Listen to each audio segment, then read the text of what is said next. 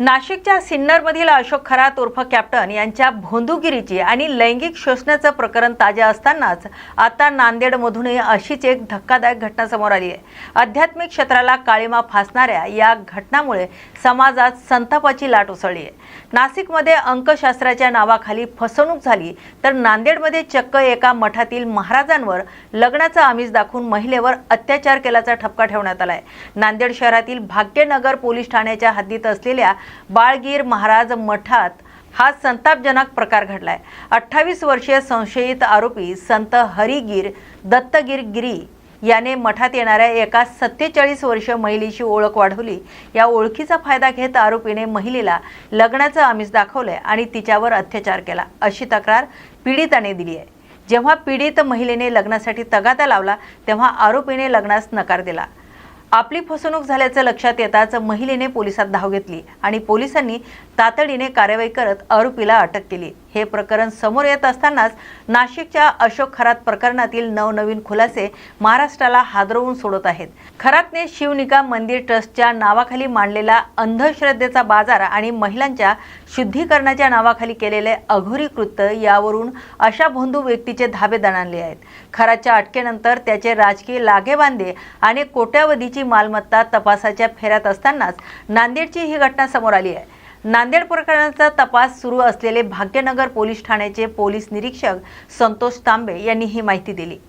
तक्रार प्राप्त होताच काही गुन्हे नोंदवून आरोपीला अटक करण्यात आली आहे। तर या प्रकरणाचा सखोल तपास सुरू असून कायद्यानुसार कठोर कारवाई केली जाईल। तर एकीकडे नाशिकमध्ये राजकीय वरदहस्त आणि अफाट संपत्तीचं गूढ उकलत आहे तर दुसरीकडे नांदेडमध्ये श्रद्धेच्या नावाखाली विश्वासाला तडा गेलाय। लागोपाठ घडणाऱ्या या घटनेमुळे महिलांच्या सुरक्षिततेचा आणि धार्मिक स्तरावरील भोंदूगिरी रोखण्याचा प्रश्न पुन्हा एकदा ऐरणीवर आलाय। आता पोलीस या दोन्ही प्रकरणात मूळ आरोपींच्या मुसक्या कशा आवळतात याकडे आता सर्वांचं लक्ष लागलंय।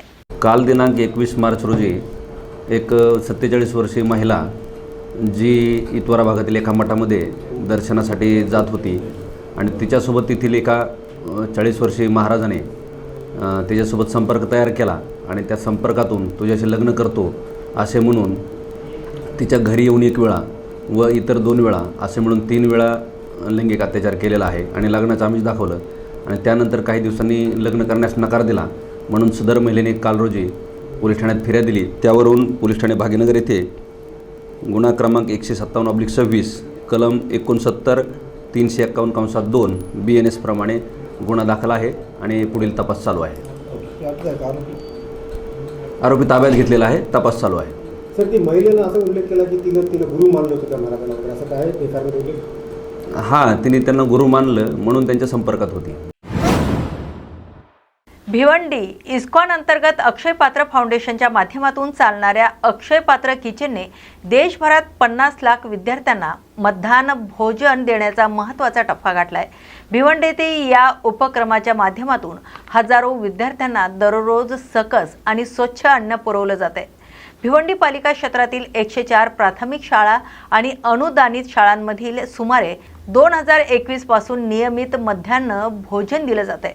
शासनाच्या धोरणानुसार विविध प्रकारचे मेनू तयार करण्यात येतात तर परीक्षा कालावधीत विद्यार्थ्यांना अतिरिक्त पौष्टिक आहारही दिला जातो। विशेष म्हणजे गॅस टंचाईच्या काळात नियोजनबद्ध पद्धतीने अन्न पुरवठा अखंड सुरू ठेवण्यात आलाय तर अन्नाच्या गुणवत्तेबाबतही विशेष काळजी घेतली जात असून स्वच्छता, निर्जंतुकीकरण आणि नियमित तपासणीच्या प्रक्रियेनंतर अन्न विद्यार्थ्यापर्यंत पोहोचवले जाते। मी तुम्हाला सांगू इच्छितो, मी दत्तात्रय गाडे, भिवंडी किचन ऑपरेशन मॅनेजर आहे आणि ओव्हरऑल भिवंडी किचन मध्ये साधारण 21,000 विद्यार्थ्यांना रोज जेवण दिलं जातं। गव्हर्नमेंटचे एनरोलमेंट 26,000 आहे। त्याबरोबरच मी तुम्हाला सांगू इच्छितो की गव्हर्नमेंटच्या आम्हाला काही मेनू ठरवून दिलेले आहेत, साधारण 6 ते 7 मेनू आहेत त्याबद्दल, आणि त्याबरोबरच आम्ही ॲडिशनल अक्षयपात्र फाउंडेशनतर्फे ॲडिशनल करी मेनू देखील मुलांसाठी आम्ही देत आहोत। प्रायमरी, अप्पर प्रायमरी ज्या महानगरपालिकेच्या अंडर शाळा आहेत त्या शाळांना आम्ही PM पोषण आहार या अंतर्गत अक्षयपात्रच्या सौजन्याने आम्ही पोषण आहार देत आहोत। त्याबरोबरच सध्या गेले 3 महिन्यापासून आम्ही मुलांच्या पोषणाचा विचार करून आणि अक्षयपात्रने सेंट्रलाइज पातळीवर एक प्रोग्राम राबवला आहे, मॉर्निंग न्यूट्रिशन प्रोग्राम। जो फक्त त्या मुलांसाठी आहे. सकाळी मुलं उपाशीपोटी शाळेमध्ये येतात आणि त्यांचं मन अभ्यासामध्ये रमावं आणि त्यांना एक पोषण तत्व मिळावं, त्या उद्देशाने अक्षयपात्रनी मॉर्निंग न्यूट्रिशन प्रोग्राम चालू केला आहे. त्यामध्ये आम्ही शाळेंना चिक्की, राजगिरा लाडू, शेंगदाणा चिक्की, कुकीज जे पोषणयुक्त आहे आणि अशा चिक्की या इतर ज्या गोष्टी आहेत त्या आम्ही शाळेमध्ये पुरवत आहोत. त्याबरोबरच मुलांना मध्यान्ह भोजन अंतर्गतच आम्ही MDM अंतर्गतच फळे, जे लोकल फळे जे आहेत, मोसंबी, चिकू किंवा संत्रा, मोसंबी, केळी, हे जे आहे ते मुलांसाठी आम्ही शाळेमध्ये देत आहोत. ओव्हरऑल अक्षयपात्राचं जे ऑपरेशन आहे ते महाराष्ट्रामध्ये चार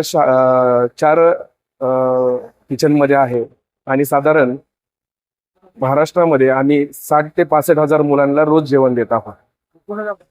तसं सांगायचं म्हटलं तर सर, मी गव्हर्नमेंटचे आभार मानेन, महानगरपालिकेचे आभार मानेन आणि लोकल एजन्सी जी आहे भारत गॅसची, आमची भिवंडी गॅस सेंटर, या सर्वांचे आभार मानेन की आम्हाला अशी टंचाई अजून त्यांनी भासू दिली नाही. आणि त्याबरोबरच त्यांचा सुरुवातीपासून सपोर्ट राहिला आहे की मिड डे मील अंतर्गत जेवढ्या शाळा आहेत त्यांचं जेवण कधीही थांबू नये असा त्यांचा मानस असल्याने त्यांनी आम्हाला सांगून आजपर्यंत आम्हाला सप्लाय जो आहे तो नियमित पुरवठा केलेला आहे. अक्षयपात्र संस्थेतर्फे भिवंडी महानगरपालिकेच्या विद्यार्थ्यांसाठी 104 शाळांमध्ये आपण जेवण पुरवण्याचं काम करतो. त्यासाठी आपल्या अक्षयपात्र किचनमध्ये 15 रूट आपण वेगवेगळे केलेले आहेत. मॉर्निंगमध्ये 8 रूटमध्ये शाळा डिवाइड करून 56 शाळांना जेवण जातं आणि आफ्टरनून शिफ्टमध्ये पुन्हा 65 शाळांना 7 रूटमध्ये डिवाइड करून जेवण जातं. हे डिवाइड करण्यासाठी आमच्याकडे रुटिंग सिस्टीम केलेली आहे. त्यानुसार रूट मॅपिंग करून प्रत्येक रूटला वेगवेगळी गाडी जाते आणि ती प्रत्येक रूटवर प्रत्येक शाळा कव्हर करून विद्यार्थ्यांना वेळेवर जेवण कसं जाईल यासाठी सर्वतोपरी प्रयत्न करतात. एप्रिल 22 पासून अक्षयपात्र शाळेय विद्यार्थ्यांना माध्यान्ह भोजन देण्याचं काम करते आणि आतापर्यंत एकही दिवस मुलांना कुठल्याही कारणानिमित्त उशिरा जेवण गेलं नाहीये. अगदी वेळेवर जेवण देण्याचा मानस हे जे आमचं टार्गेट आहे हे आम्ही भिवंडीमध्ये सुद्धा पूर्ण केलेलं आहे. ऊन असो वारा असो आमची अविरत सेवा आम्ही विद्यार्थ्यांसाठी देत आहोत. आता अक्षयपात्र फाउंडेशन एक FSSAI मानकांनुसार ऍज अ कॅटरिंग इंडस्ट्रीमध्ये आम्ही मोडतो. तर यामध्ये प्रत्येक रॉ मटेरियल रिसिव्हिंग करण्यापासून, रॉ मटेरियल असू दे, राईस असू दे, भाज्या असू दे, फळं असू दे, आम्ही प्रत्येक वस्तू ही किचनमध्ये एंट्री करण्याच्या आधी क्वालिटी टीम, आता मी क्वालिटी टीम मध्ये आहे ऍज अ पार्ट, तर एव्हरी रॉ मटेरियल आम्ही लोडिंग बॅचवरच आम्ही चेक करतो आणि जर ते आमच्या रॉ मटेरियल स्पेसिफिकेशन मध्ये मोडत असेल व्यवस्थित तेव्हाच आम्ही त्याला स्टोअरमध्ये एंट्री करतो. आणि तिथे झाल्यानंतर त्याची मॅन्युअल सॉर्टिंग होते. राईस हा राईस मिलला पाठवला जातो. तिथून सॉर्टिंग झाल्यानंतर पुन्हा तो किचनमध्ये आल्यानंतर मॅन्युअल सॉर्टिंग झाल्यानंतर आणि क्वालिटीने त्याला ऍक्सेप्ट केल्यानंतर त्यानंतरच आम्ही त्याला प्रोडक्शनमध्ये एंट्री करतो. आणि ते झाल्यानंतर प्रोडक्शन किचनमध्ये आल्यानंतर इथे सुद्धा सुपरवायझर क्वालिटी आणि प्रोडक्शनच्या मार्फत जेवणाची टेस्टिंग, प्रत्येक बॅचची सेन्सरी टेस्टिंग केली जाते for taste, texture, smell, aroma आणि टेम्परेचर सुद्धा एव्हरी बॅचचं चेक केलं जातं. आणि त्याच्यानंतर प्रत्येक बॅच, जेवढ्या बॅच बनल्या आहेत नाईटमध्ये, डेमध्ये, प्रत्येक बॅचचा आम्ही काउंटर सॅम्पल ठेवतो. 3 दिवस आम्हाला हा सॅम्पल ठेवावा लागतो. 100 ग्राम्स आम्ही ठेवतो तो रेफ्रिजरेटर 0 to 5 डिग्री सेल्सिअस, याच्यासाठी की त्याचं जे जर एखादी कंप्लेंट आम्हाला स्कूलमधून आली तर आमच्याकडे काउंटर सॅम्पल असेल आणि आम्ही तो लॅब टेस्टिंगला पाठवू शकतो. अशा प्रकारे आम्ही ते जेवण स्कूलला पोहोचेपर्यंत, इथून गेल्यानंतर आम्ही इव्हन स्कूलला पोहोचल्यानंतर ड्रायव्हर आणि हेल्परकडे सुद्धा आम्ही थर्मामीटर प्रोव्हाइड केले आहेत की ज्यामध्ये प्रत्येक डब्यामधल्या जेवणाचं टेम्परेचर हे 65 डिग्री अबोव्ह असलं पाहिजे. हे सुद्धा FSSAI मानकांनुसार दिलेला नियम आहे. तर यामध्ये सुद्धा आम्ही फुलफिल करतो. अशा प्रकारे अक्षयपात्र रॉ मटेरियल रिसिव्हिंग पासून मुलांच्या प्लेटमध्ये जेवण पोहोचेपर्यंत त्या जेवणाची काळजी ही घेतली जाते, त्याच्या क्वालिटीसाठी, त्याच्या टेम्परेचरसाठी.